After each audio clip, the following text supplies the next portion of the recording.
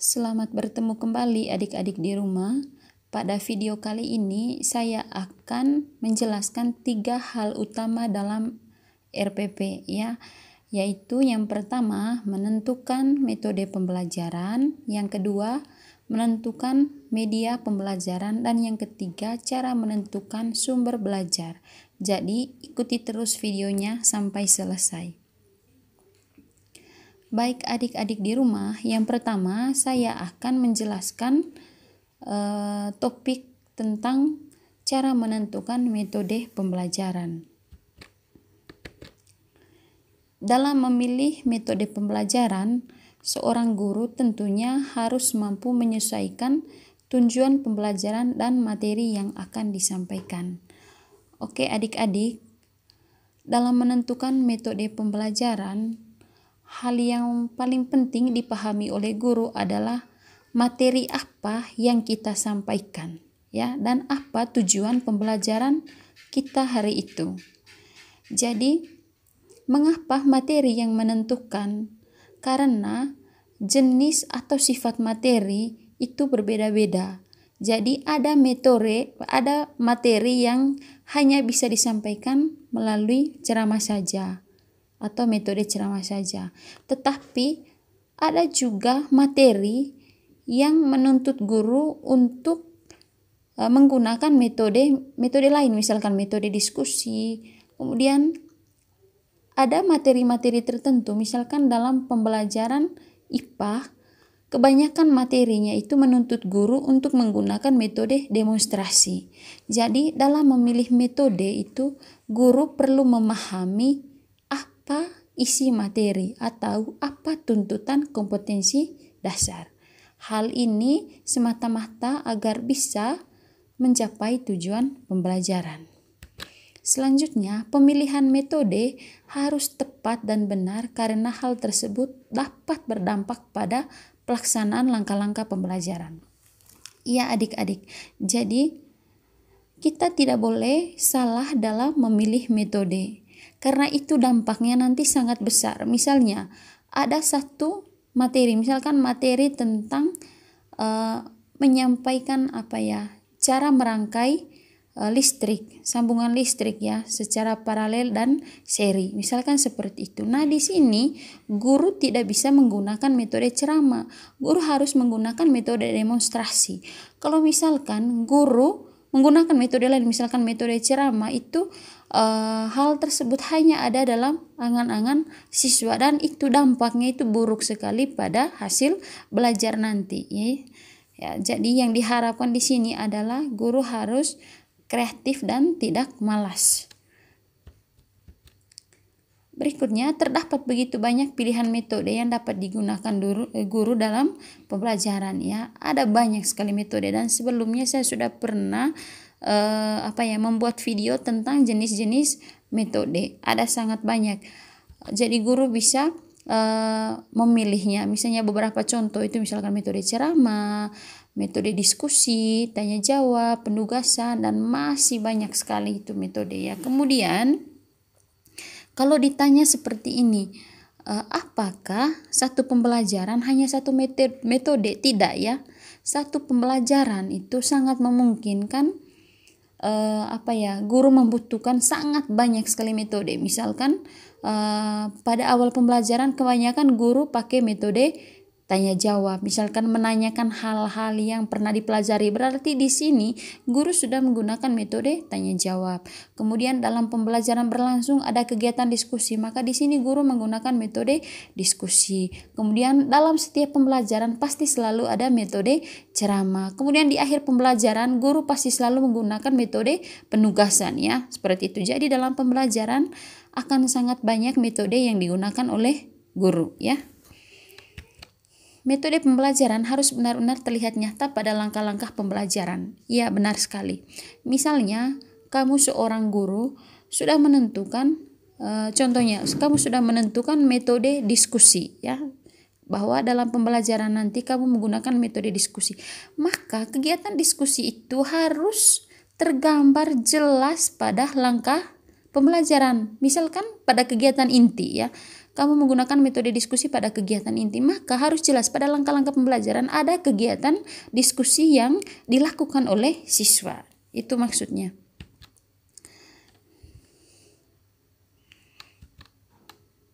Berikutnya, itu tadi adik-adik beberapa penjelasan tentang cara memilih metode ya. Kemudian berikutnya saya akan menjelaskan secara singkat tentang cara menentukan dan memilih media pembelajaran yang tepat. Oke, media pengajaran adalah itu bahan atau alat maupun metode atau teknik yang digunakan dalam kegiatan belajar mengajar agar proses interaksi komunikasi edukatif antara guru dan anak didik dapat berlangsung secara efektif dan efisien sesuai dengan tujuan pengajaran yang telah disiapkan oleh guru ya.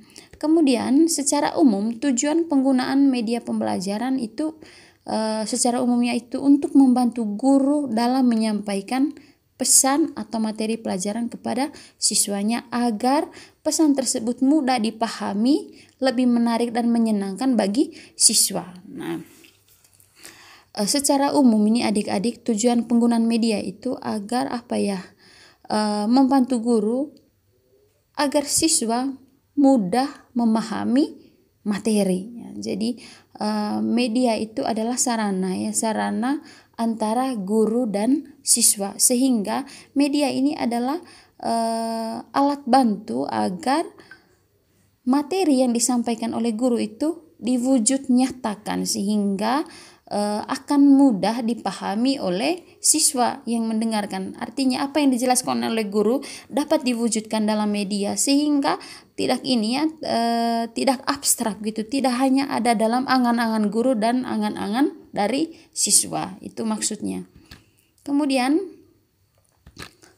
ada beberapa manfaat yang dapat diperoleh dari penggunaan media pembelajaran. Yang pertama, untuk memperlancar interaksi belajar mengajar, maksudnya interaksi antara guru dan siswa. Jadi adanya media ini sangat membantu untuk memperlancar interaksi antara guru dan siswa. Kemudian manfaat berikutnya itu proses belajar menjadi lebih menarik. Iya, benar sekali ya. Dengan adanya media maka proses belajar menjadi lebih menarik. Misalnya begini. Misalkan materinya tentang membuat rangkaian listrik secara paralel atau seri. Maka di sini guru menyiapkan medianya itu berupa rangkaian listrik, begitu ya. Berupa rangkaian listrik. Kemudian adik-adik, dengan adanya rangkaian listrik secara nyata di depan siswa, maka pembelajaran itu akan membuat siswa menyenangkan bagi siswa dan membuat siswa merasa bahwa pembelajaran itu menyenangkan dan menarik bagi mereka. Sehingga dengan begitu pembelajaran itu dapat mudah dicerna oleh anak-anak atau peserta didik kita. Kemudian manfaat lainnya itu adalah dengan adanya media pengelolaan pembelajaran lebih efektif dan efisien. Kita harus bisa bedakan pengguna istilah efektif dan efisien. Nah, pengelolaan pembelajaran lebih efektif itu artinya begini. Apa yang kita sampaikan itu dipahami oleh peserta didik kita. Tujuan pembelajaran yang kita sudah siapkan itu tercapai. Itu. Nah, kalau misalkan apa yang kita sudah siapkan, sudah kita jelaskan kepada siswa dan mereka tidak paham, itu artinya pembelajaran hari itu tidak efektif, begitu ya.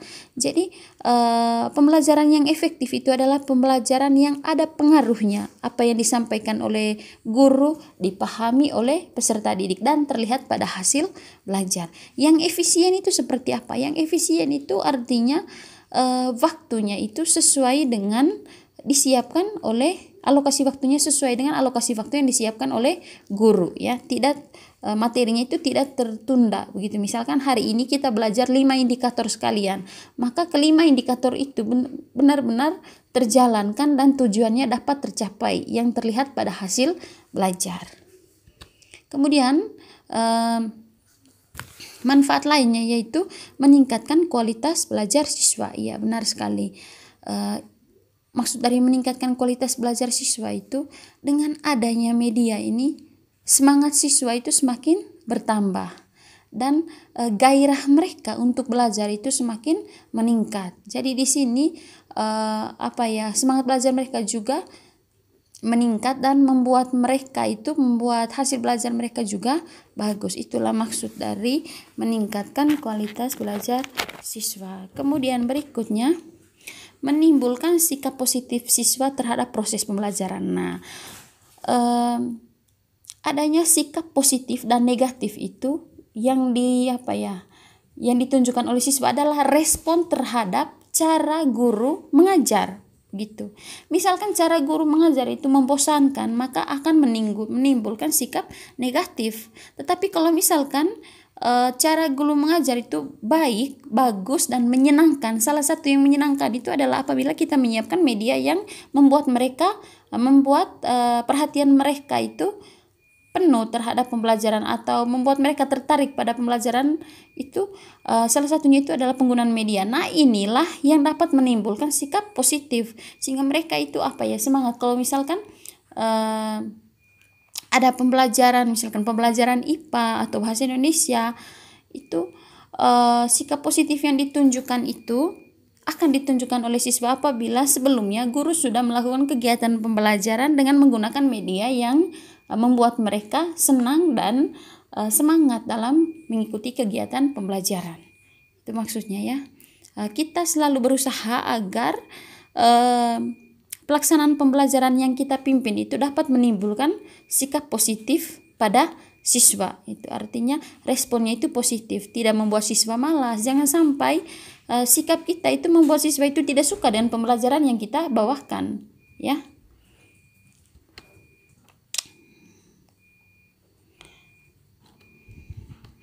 Oke, adik-adik, itu beberapa manfaat dari penggunaan media. Berikutnya ini ada jenis-jenis media pembelajaran. Yang pertama itu ada media audio visual gerak seperti film bersuara, film pada televisi dan animasi. Kemudian ada media audio visual diam seperti slide ya, seperti slide.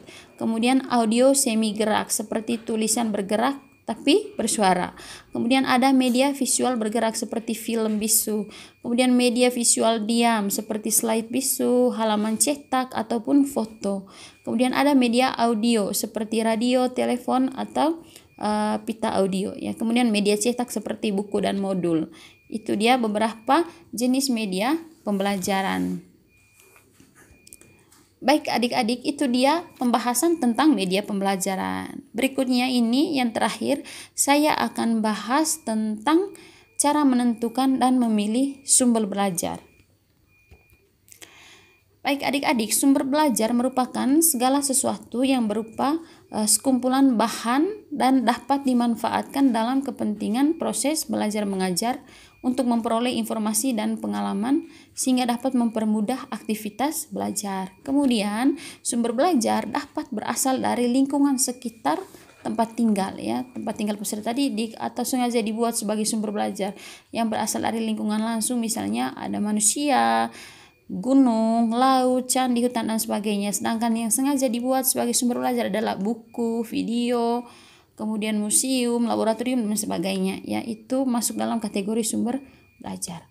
Kemudian jenis-jenis sumber belajar. Yang pertama itu pesan. Ya, pesan itu adalah informasi pembelajaran yang akan disampaikan yang dapat berupa ide, fakta, ajaran, nilai dan data. Pesan adalah informasi pembelajaran yang akan disampaikan yang dapat berupa ide, fakta, ajaran, nilai dan data. Jadi itu ya. Yang pertama yang menjadi sumber belajar siswa adalah informasi. Informasi dalam bentuk apapun itu disebut sebagai sumber belajar. Kemudian orang adalah juga merupakan sumber belajar. Nah, orang dalam hal ini adalah manusia yang berperan sebagai pencari, penyimpan, pengolah dan penyaji pesan. Contohnya guru, dosen, tutor, pustakawan, laboran, instruktur, pelatih olahraga, tenaga ahli dan sebagainya, itu yang dapat memberikan informasi yang real atau itu ya, informasi yang benar terhadap orang lain. Mereka adalah sumber belajar. Kemudian berikutnya bahan. Bahan dalam hal ini adalah perangkat lunak yang mengandung pesan-pesan pembelajaran yang biasanya disajikan melalui peralatan tertentu, yaitu disebut sebagai sumber belajar, misalnya buku, modul, transparansi seperti OHT itu, kemudian kaset audio atau kaset program video seperti itu ya, atau film, itu masuk dalam kategori sumber belajar. Kemudian alat itu yang dimaksud dalam hal ini adalah perangkat keras yang digunakan untuk menyajikan pesan dalam misalnya OHP, proyektor, slide, itu bagian dari sumber belajar. Kemudian teknik ini adalah langkah-langkah tertentu atau orang biasa sebut dengan sintaks atau standar baku yang disiapkan dalam menggunakan bahan, alat, lingkungan, dan orang untuk menyampaikan pesan. Misalnya salah satu yang disebut sebagai sumber belajar itu adalah misalkan kegiatan praktikum, kemudian diskusi, kemudian demonstrasi, pembelajaran mandiri, sistem pendidikan terbuka jarak jauh, tutorial tatap muka, dan sebagainya ya. Itu masuk dalam kategori sumber belajar. Kemudian latar atau lingkungan ya, latar atau lingkungan sekitar, misalkan lingkungan fisik, lingkungan non fisik seperti gedung sekolah, perpustakaan, laboratorium, aula, dan sebagainya itu ya. Itu kemudian contoh lainnya itu misalkan tata ruang belajar, ventilasi udara, cuaca, itu masuk dalam sumber belajar semua. Kemudian di sini saya klasifikasikan klasifikasi yang lain yang biasa dilakukan terhadap sumber belajar. Yang pertama itu sumber belajar tercetak. Sumber belajar tercetak itu misalkan buku, majalah, brosur, koran, poster, dena, atau semua hal yang merupakan hasil cetakan dan digunakan sebagai sumber belajar bagi guru agar bisa membuat atau melengkapi materi ajar untuk keperluan pembelajaran. Itu masuk dalam kategori sumber belajar. Kemudian sumber belajar non cetak misalkan film, slide, video, dan sebagainya ya. Kemudian sumber belajar yang berbentuk fasilitas misalkan perpustakaan, ruang belajar, studio, lapangan olahraga, dan sebagainya. Lalu sumber belajar berupa kegiatan misalkan wawancara, kerja kelompok, observasi, simulasi, permainan, itu masuk dalam kategori sumber belajar. Lalu sumber belajar berupa lingkungan di masyarakat misalkan taman, terminal, pasar, toko, pabrik, museum, dan lain-lain ya. Oke, berikutnya adik-adik,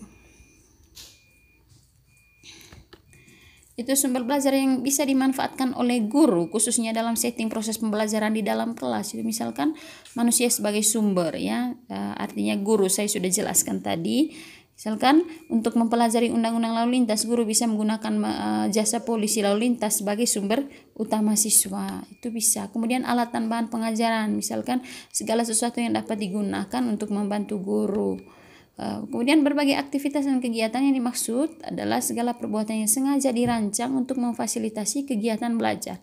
Nah, segala sesuatu yang dapat membantu terlaksananya proses pembelajaran itu adik-adik disebut sebagai sumber belajar. Lingkungan atau setting juga ya. Nah, hal utama yang perlu guru paham adalah isi kompetensi dasar. Memilih sumber harus sesuai dengan isi kompetensi dasar, apa yang dituntut dalam kompetensi dasar ya. Itu jangan sampai kompetensi dasarnya isinya lain, kamu siap sumber belajarnya lain gitu. Kemudian oke adik-adik, itu dia beberapa penjelasan tentang 3 hal utama tadi ya, tentang penentuan metode, media, dan sumber belajar. Jadi sekian materi kali ini, sampai bertemu pada video selanjutnya.